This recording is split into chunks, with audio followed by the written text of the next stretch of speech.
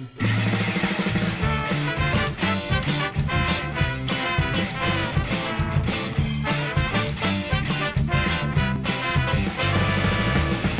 and death and love and birth and peace and war on the planet Earth. Is there anything that's worth more than peace and love on the planet Earth? Well, come on and sing it.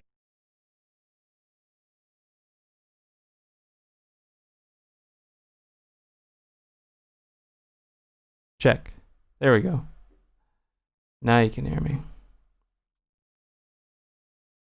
Are you texting me about not being able to hear me? No, that's my Twitch.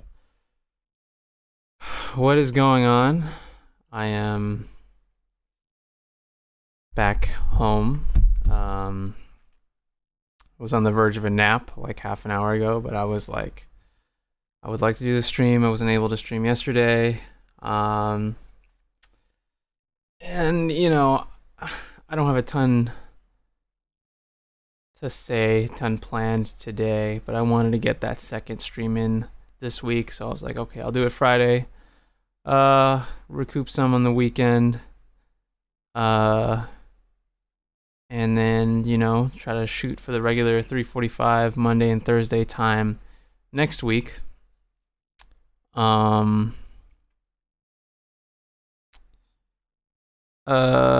But man, yeah, I'm tired.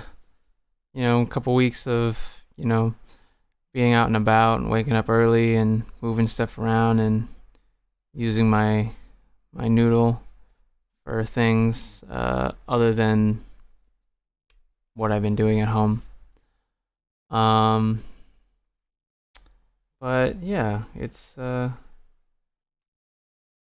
I would say it's nice to be back. My bed is certainly more comfortable than, you know, I actually I'm lucky. I've inherited some good sleeping material, which is, you know, more supportive than, you know, the hotel we were staying at. And you know, I now have access to a microwave and a larger fridge and a cooking space. I was cooking on a little electric griddle and, you know, trying to fit things in the mini fridge, and we didn't have a microwave, so I used the griddle to heat things up, and I have my whole setup on this like little but now I have to stay home and try to isolate myself from, you know, my family I'm living with for the next 2 weeks.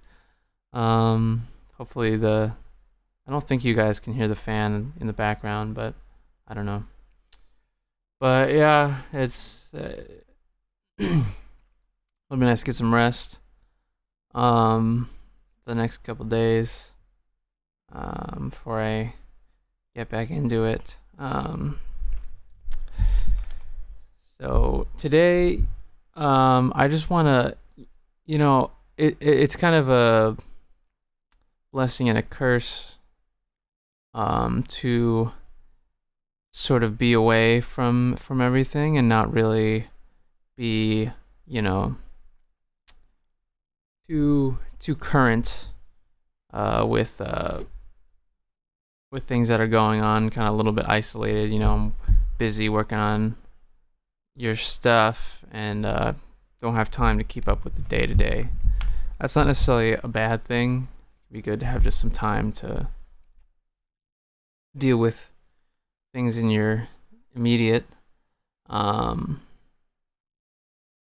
I don't have a ton of information, you guys, but I wanted to talk about just sort of what I see and my hope for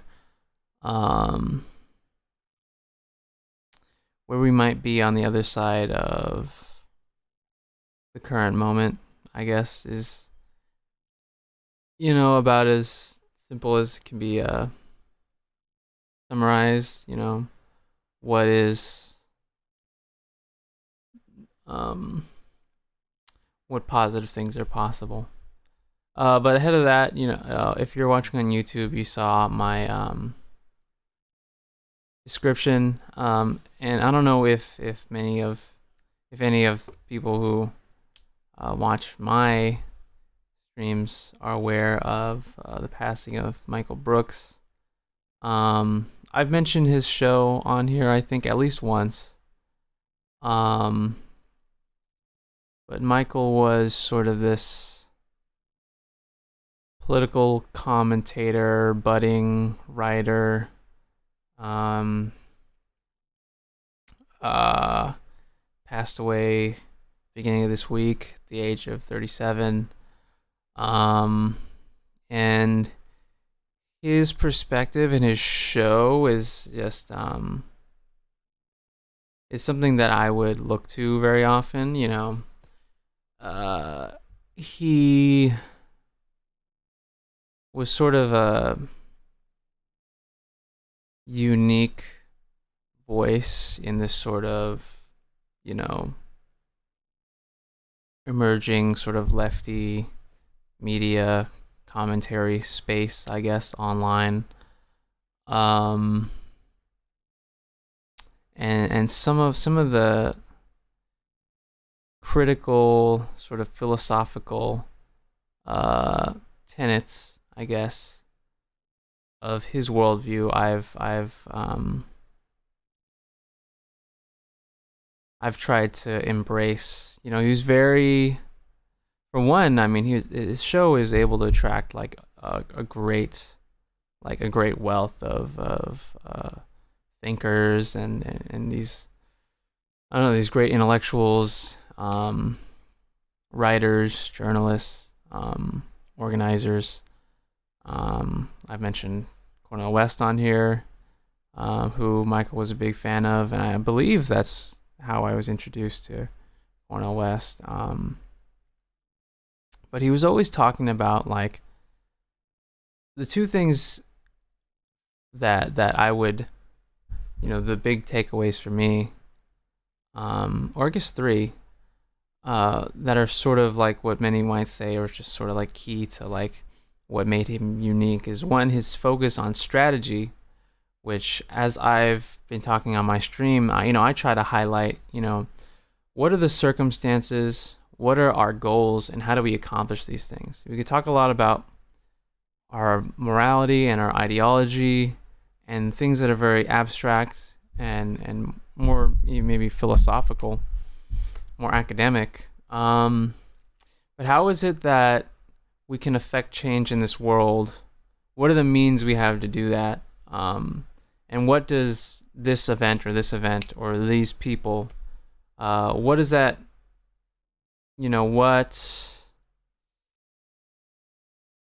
what implications does that have for what our strategy is going to be? Because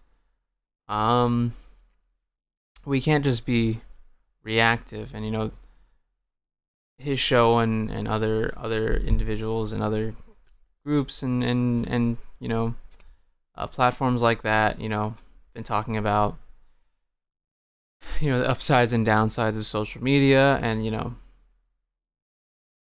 how it reflects our focus on these spaces, how they kind of reflect the lack of institutional power, and how can we build that institutional power and strategy in terms of that. He also really focused on international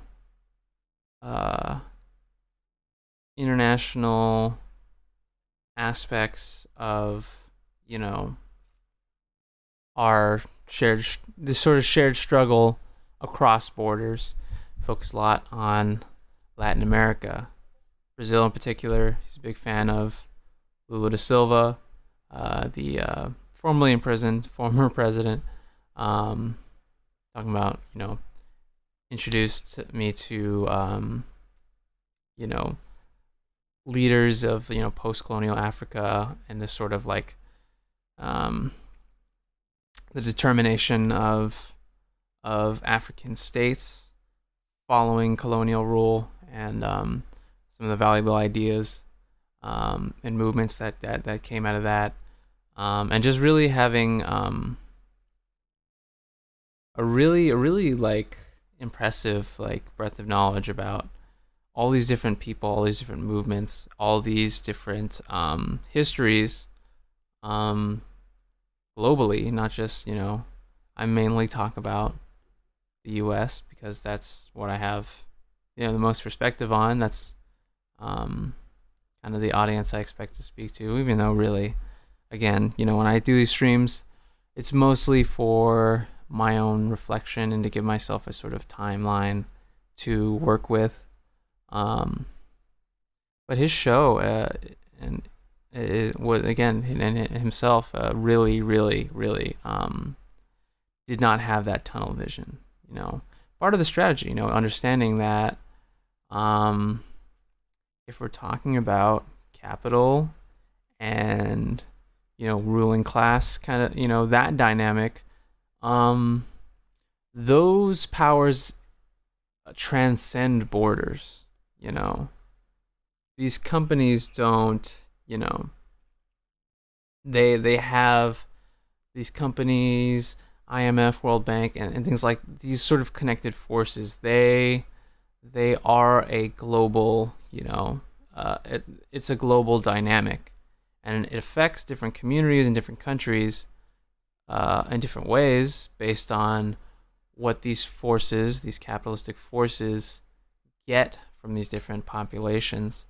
But if we're talking about strategy and we're trying to have a perspective and we're really trying to address those forces and the inequalities and the hierarchies that they create, we have to understand the importance of not just having this small, narrow view of what's just happening, in our backyards, but happening broadly. Obviously, in terms of our own action, we as individuals, obviously, we have to focus our energy where our energy is best spent, but understanding this whole dynamic just empowers you to see the big picture, as it were.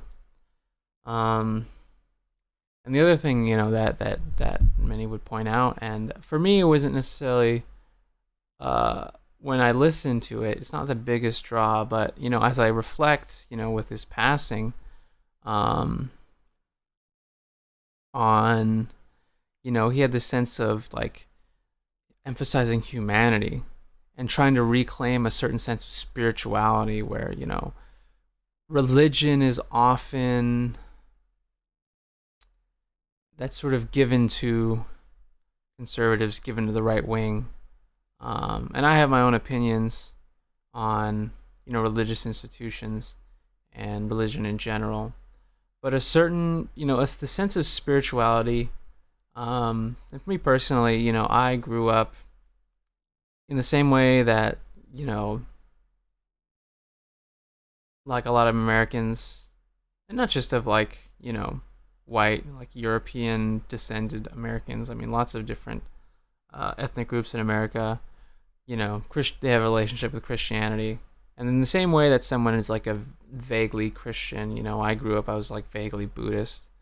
But some of those ideas, even though I didn't really have a strong connection to them because I never really, part of it is a language thing, but I didn't really have, the way I understood it was more, I don't know, abstract, based on what I can gather.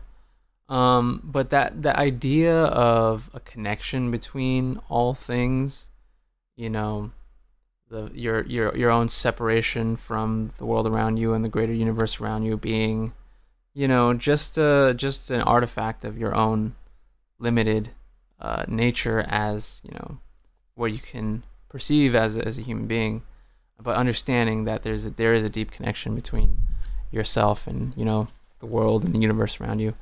He spoke to a reclaiming of a spirituality, and not necessarily in a religious sense, that was sort of grounded in his idea of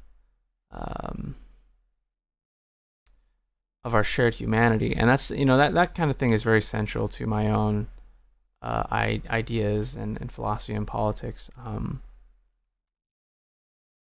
For me at the base level, like what it is that I want, what it is that I would like to see, what I would like to work for, is securing just a basic dignity, a basic level of dignity for all people, and taking a responsibility for, this world that we're inhabiting, because, it just has a very real effect on, the ability for people to live lives in, like like I said, comfort and dignity. So I mean, it's kind of crazy to think, again, like I'm very sycophantic. I can be fans of things, and I can be very like involved with things, but I don't. I always, I'm not like, I'm not gonna put on the robes and drink the wine and things like that. I am pretty averse to that kind of thing. So watching Michael's show regularly, for me, like, the massive amount of content he was putting out during the quarantine and the different shows that he was on and being a part of, it almost seemed like he was being like stretched thin. And there have been times where, like, in terms of his analysis, there are certain times where I was like, well, I don't really know about that. But I mean, he was clearly like, he was like really starting to hit his stride, really starting to crystallize around certain ideas, just kind of stepping into his prime. Like, he really, like, you could tell he would have like Noam Chomsky, I mentioned Cornel West, Adolf Reed, these different, these different thinkers, these different figures, and just universally, just everyone had great respect for him, and he had great respect for everyone else, and just a perspective that was very respected and very compelling, and I don't why it's one of those things where it's like the passing of somebody and the way it affects you, it's different. Maybe this is just someone that you see on your computer screen every couple of days or whatever, but this is definitely like a perspective and a voice that is very powerful in the movement, in this online space, that's really, I think it's tragic, for his friends and his family, and tragic just for the loss of what he had to offer. So I wanted to make a mention of that on this show, on this corn stream, before I go into my my topic of the day. So again, I was thinking like maybe I'll post like a clip or something like that, but I was just digging through and I was like, I don't really know. maybe I can, if anybody wants to like know, I can try to find some good stuff for you. I think I've shared some of it around, but I mean, it's all pretty good. I think particularly when he has conversations with he's had some really good guests on, and he's able to really draw, see what is it that like they're writing or whatever they're doing is about, asking the questions about like drawing out the meaning, looking towards strategy and things like that. So, I mean, yeah, I encourage anyone to go through the backlog and just get acquainted with some of that. But anyway, as I mentioned earlier, my topic of the day, you can see if you're on YouTube, you can see the thumbnail. I mentioned this on Monday a little bit, I believe. What is going on in Portland, and now I think again in Seattle and Chicago and other cities in America, these big metropolitan areas. Obviously, the past, couple months almost, we've had continuing displays of just, mass demonstration, generally followed by, immense police violence against those people. And the stories differ in the details depending on where you are, when it was, the scale of things, But that's just sort of been the dynamic across this country for the past couple of months. But it's a few weeks ago that dynamic has changed a little bit. We can point to the Trump's executive order, about using, the highest letter of the law, ability to stop people from tearing down statues and things like that. And right at the beginning of this, just about, maybe like a week after that video of George Floyd being murdered was posted and these protests started to begin, and I noticed very quickly a trend in the news and the way people were talking about this, is that people were trying to make distinctions between legitimate, peaceful protesters and illegitimate rioters and looters, which is just, on so many levels, is just, bullshit. It's just kind of ahistoric and lacks nuance, and sometimes, probably was cynically weaponized. And I was like, this is going to be used to justify escalation of force by law enforcement.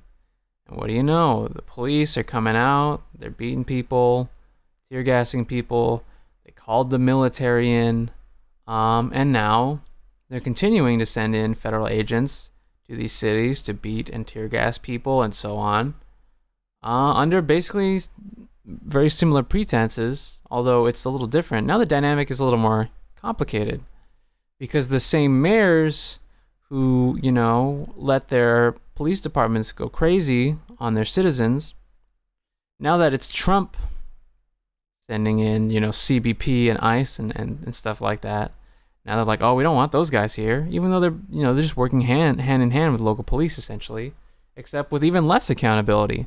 Basically, these guys not wearing identification, which is totally legal. One thing, tear gas, illegal as a weapon of war, literally, if you're committing, in warfare, you need to be identifiable by, your organization and your rank and all that stuff like that. So walking around in all this tactical gear with no identification, it's like, okay, well, people are worried, like, are these cops or these fucking Proud Boys or whatever? So just a whole host of concerning circumstances, and I think I might have shouted out an article. So far, I've only read the Bellingcat article on Portland in particular, kind of outlining, the nightly protests and how that dynamic has developed and sort of what has changed, what the shift has been with sending in the feds, and the effect that's had. So this is a very dangerous situation. It's a very scary situation. And, as much as I've been talking about the past few months about, like, well, you can't really predict shit. Things are just going to happen, and, maybe one guy saw it coming, and, but predictions are, I have grown up in the era of missed calls, but I called this one. It wasn't like a fucking, like, 1 in a million odds that this narrative was going to be used to justify doing things that are even worse. I think anyone who was looking at it honestly and seriously probably could have saw that, but at least I made one prediction. So what is the upside? What is the silver lining in this? Is there one? I probably mentioned this one of the earlier streams, and, again, shout out Cornel West when he was talking on, I think he was talking on Anderson Cooper's show, where he was like, thank God that there's people out there on the streets. There's people who are still disgusted and angry and mortified that this kind of thing is happening in this country. We should, if no one was out there, if we were just kind of stayed home and gone about our business. I mean, obviously we're in a pandemic, so I mean that is a factor as well. I mean, I've talked about that.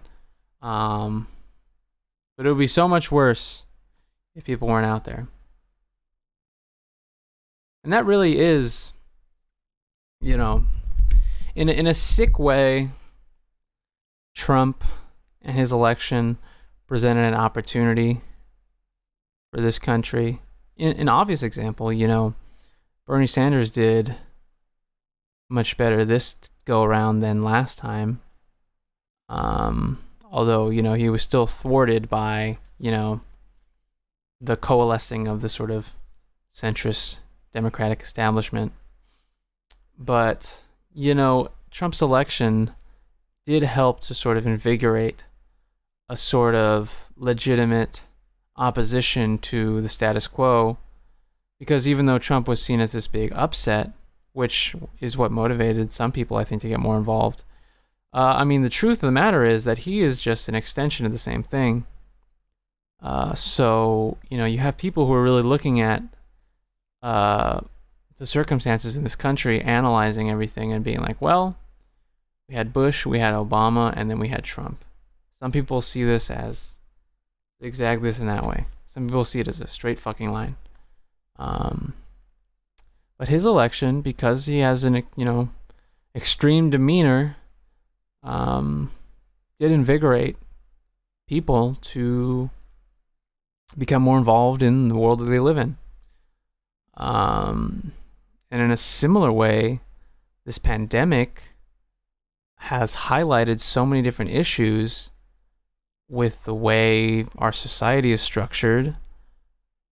Millions of people losing their jobs, and your health insurance is tied to your employment, and we're in the middle of a global pandemic, and if you don't have health insurance, you're going to go into crippling debt. People don't have homes. How are they supposed to shelter in place? How are they supposed to avoid contact? How are they supposed to not go outside when they literally don't have a home to go to? People are losing their jobs, being furloughed, laid off. They can't pay groceries. They can't pay rent. Again, I've talked about all these things. But again, the pandemic highlights these issues that were already there. And now they're affecting a broader group of people. So in a way, these worsening circumstances, they provide an opportunity. Now they provide an opportunity the other way, where we can descend into, fascistic chaos and just authoritarian rule, law and order, crack down on these crazy protesters and things like that, crack down on these crazy people who don't want to be killed by the cops and who, see the racial disparity in the way that our society, our institutions, administer violence, heavily affecting Black communities, Indigenous, and so on.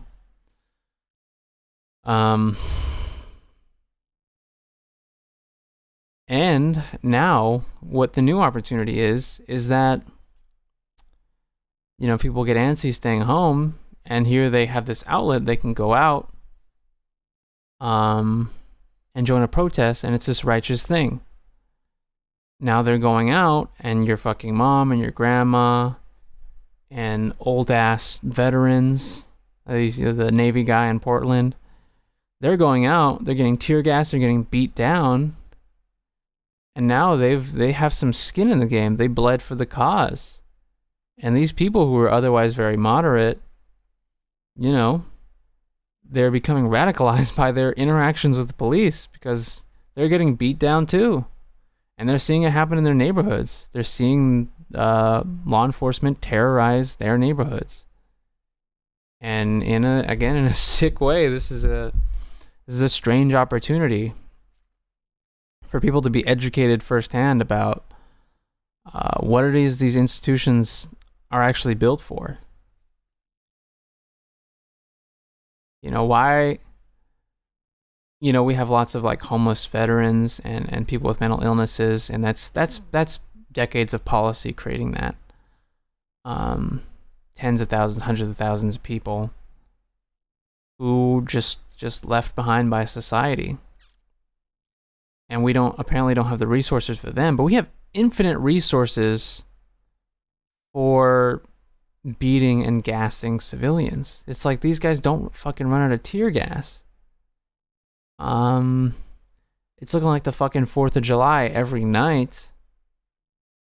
And it seems like there's no end in sight. The cops are getting tired. Now send in the fucking Fed cops, the fucking border cops to come and beat people down and spend millions, billions maybe, on personnel and, arms. And people who normally don't think about that thing are seeing it firsthand. So the silver lining is, as so many people have had this analysis before, but people can, even myself, I can understand these things in a sort of intellectual, abstract way. I can understand the inequality that our society and so on are basically built on. I can understand our history and how it's just sort of based on just brutal subjugation of various people, and how how the interweaving web of just brutality that so much of our lives are built on. I can understand those abstractly, but until it really affects me personally, the way I live my life, there's no substitute for really experiencing it firsthand.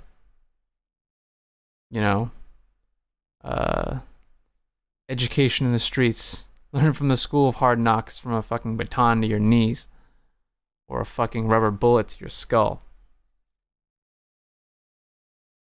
That is a very different education. So the strange silver lining that we have here, the main opportunity we have here, is people really understanding what all that is. Understanding really what these institutions are there for. Understanding what our society prioritizes and what we leave behind. The human suffering that creates. The needless death that creates. But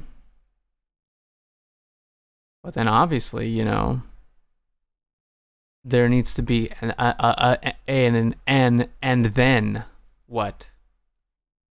Because, I've talked about here, like painting murals and tearing down statues, putting your icon to a black power fist, and companies saying we're going to take responsibility for racism. All that bullshit, basically. That's what happens when we don't have, people who want to see this world shaped into something better for all of us, those people, us, we don't have the institutions, we don't have the organization, we don't have the power to take advantage of the situation where there is all this discontent and then just this failure to address these massive issues. But our institutions are also not designed to solve these problems, otherwise they fucking would have. They're designed to simply keep it rolling along. So instead of giving a homeless person, a home, we can tear up their tents or put them in jail, or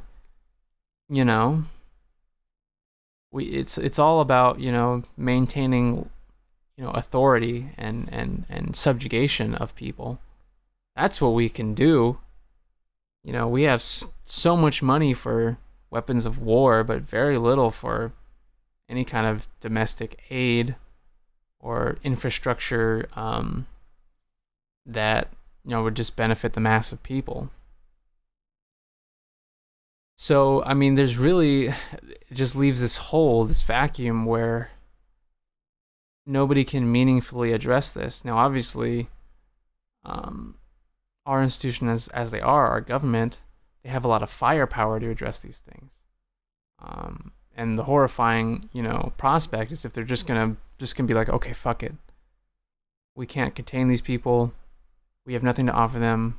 We can't give them money to stay home. We can't freeze their rent. We can't stop killing black people. So we're just gonna start shooting live rounds. That is a horrifying prospect. But so far, we've generally avoided that on a large scale, domestically. Obviously, abroad, it's a fucking party of Hellfire missiles from drones.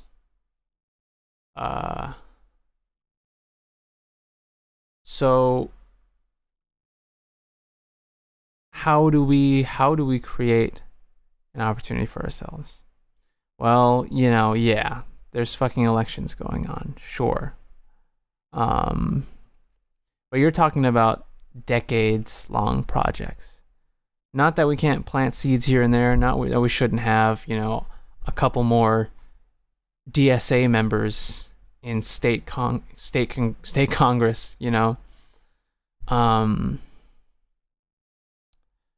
but we really need strong organizations with strong vision and influential voices to take advantage of the energy that is present at this time.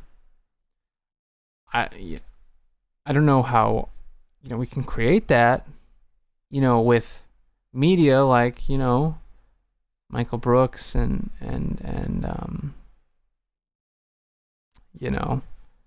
I mean, Chapo is not really like the best source for there's some analysis there, but it is mostly entertainment. I mean, there's other things, other things out there. These are some popular examples. Obviously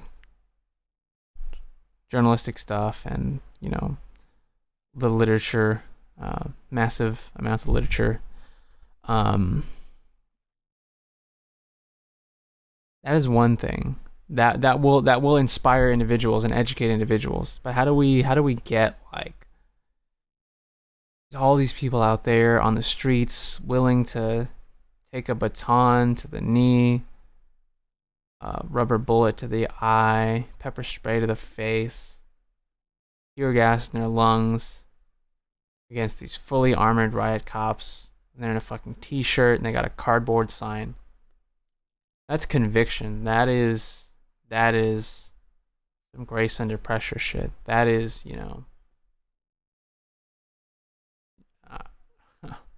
if you took away all these fuckers' military gear, how much courage would they fucking have? How much do they believe in what they do? Show up in some fucking jeans and Timbs and try to, handle a crowd of 1,000 people without your fucking riot gear. And that's what these people are doing. Part of it is because they have strength in numbers, and that is the central, that is the core of what we're talking about. Because we know that's the whole thing. The 1% versus the 99%. They have all the money, they have all the power. They control, the military resources, law enforcement resources, heavy influence over our governmental structures. But there's just more people who don't have those things, and that is the strength. But the only way to take advantage of that is to have a unified effort. And we're still just trying to figure out what it is we want. And so we need people to spread these analysis and these perspectives, and to share, the rich history of you know, of critical movements, critical thinking when it comes to, trying to liberate the most amount of people from poverty and subjugation, like I mentioned. Spreading that stuff around, and then, trying to build movements and organize, which is difficult. The thing about spontaneity is you can get like 1 million people on the streets reacting spontaneously, and you can do crazy things. But unless it's very directed and very focused, it might not be as substantial as 100 people. I think I gave the example on one of these shows of the government shutdown a couple of years ago, raging on, and it was stopped by flight attendants, like in a split second, because they're like, we're gonna shut down this critical part of commerce and our infrastructure. Planes ain't gonna fly without us. And they figured that shit out real quick, because it was decisive, it was strategic. It was a key, cog, a key point of failure in the machinery of things. And that's why we talk about workers, strikes. If we're talking about strategy, these are the things that we need to emphasize and to bolster up.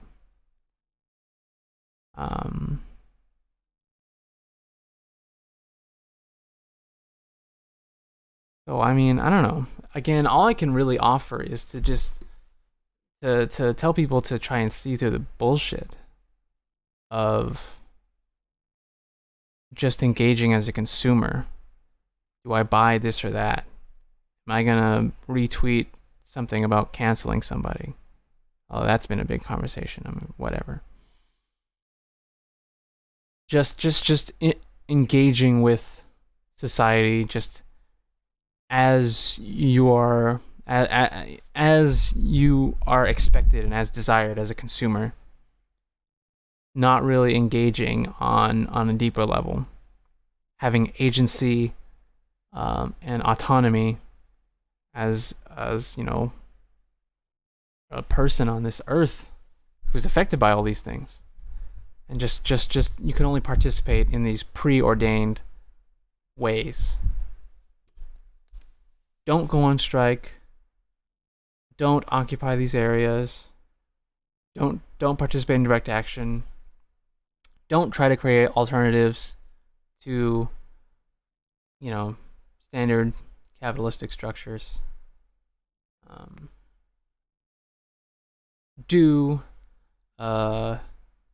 support a company that has a rainbow flag on as their banner picture or something like that. So, I mean, that is like the first hurdle to get over. But again, the long term can only be, creating these stronger movements.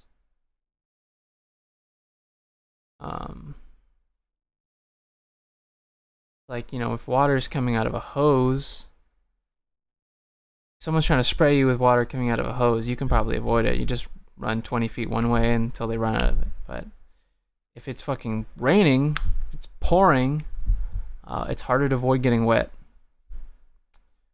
So, just need to take advantage of the current energy. That's really the best we can make of this situation. It's tiring. People are going back to work. I've seen way more cars out on the road, way more people out. And it's tough to really control the narrative of the situation, and to really try and lead people to do anything in particular.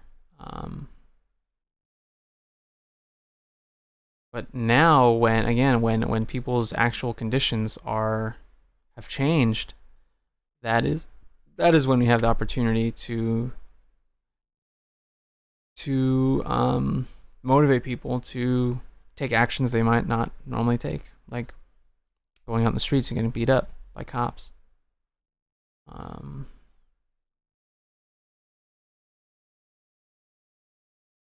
So I mean, I don't know. We just need. Very few individuals who have a lot of, what they call cultural capital, influence. What was it? Clout. They're not going to be too heavily invested in, upturning the status quo. But I would hope that organizations that are, in theory dedicated to improving people's lives would understand what the current moment offers in terms of an opportunity, and really what the fork in the road is. People would like to believe that there's a third path, instead of drastically, addressing inequality or drastically cracking down on people who are, already being ground up by society as it is. There's a third way in which we just kind of, meekly address symbolic things, throw out a few pieces of legislation here and there, make overtures to, improving people's lives, but don't really do anything too fundamentally different than what we've been doing for the past, half a century. The thing is that if you choose that third, you choose that middle, the third path, you just kind of loop back around to the same fork in the road, because that doesn't actually address the problem. You're just fucking, kicking the ball down the field.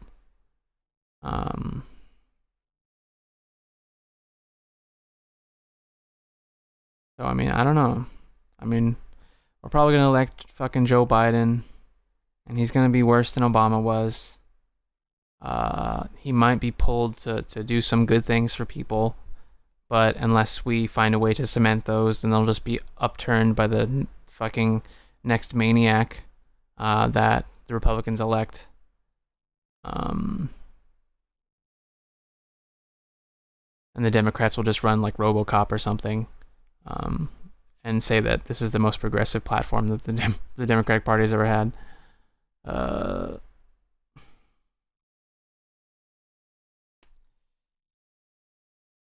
But there is opportunity in the current moment.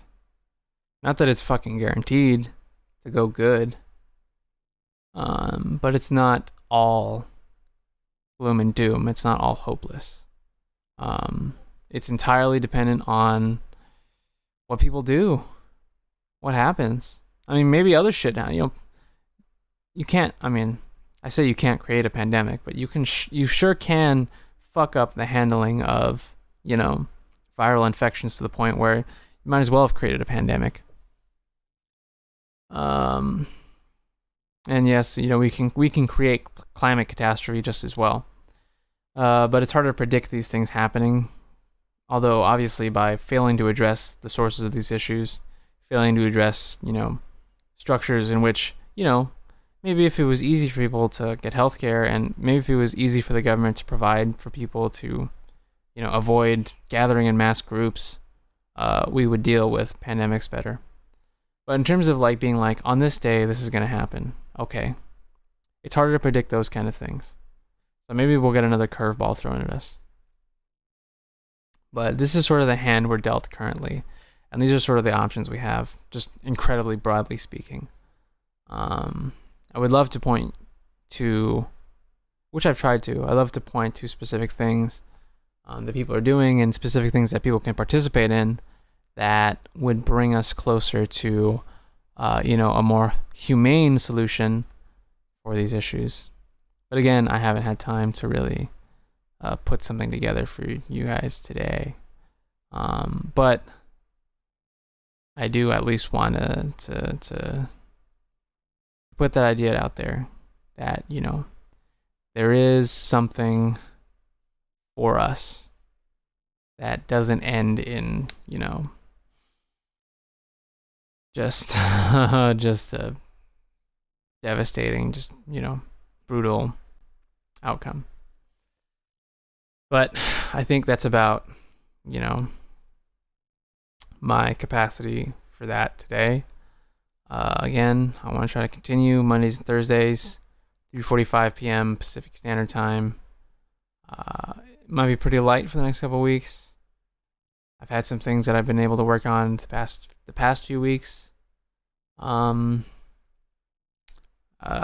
we'll see. I mean, I've got personally, and again, I hope to be able to speak more about, some of the things that I've been doing, experiencing on this channel, in the future. But, there's going to be a lot happening for me in the near future. But I'm going to try to continue to do this as consistently as I can and try and work on other things as I have been. I just haven't necessarily been sharing all of it. But hopefully I'll be able to start doing that. So anyway, hope everyone's doing okay, staying safe as usual. But again, thanks for watching, and I will see